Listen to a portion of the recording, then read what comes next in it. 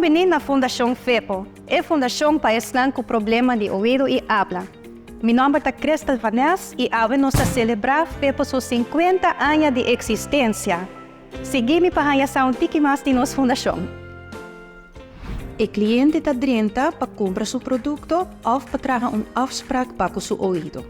O time de guia de FEPO está reunido regularmente para monitorear o progresso e desenvolvimento de turmas na rua que tem problema de ouvido. Nós oferecemos parte de intervenção trempang na onde nós visitamos casa de emocha ou escola que está atender e nós dando begeleiding também na escola em colaboração com o maestro na escola que também está recebendo guia for de nós.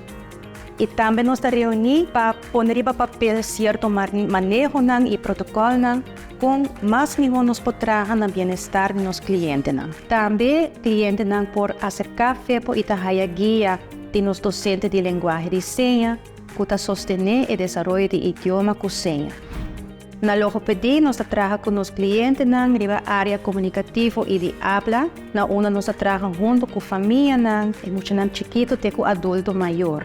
É maestra ambulante que está especializada em área de educação, na muitas com perda de ouvido e sordo com implante coclear, junto com o leerkrachtondersteuner, está trabalha com muitas e está sostener e muitas em área de cluster 2 onderwijs, no momento que tem pergunta que está sali for de escola que muitas está atender.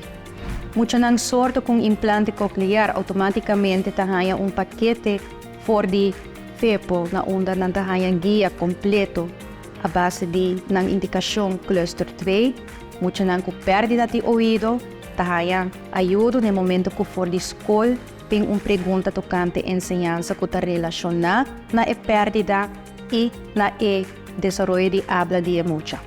Dentro do departamento de audiologia, nos colegas estão atender todo cliente for de idade de 0 anos até 100 plus anos, na área de testing de audiologia, e também está order e dona o cliente seu aparato se é necessário.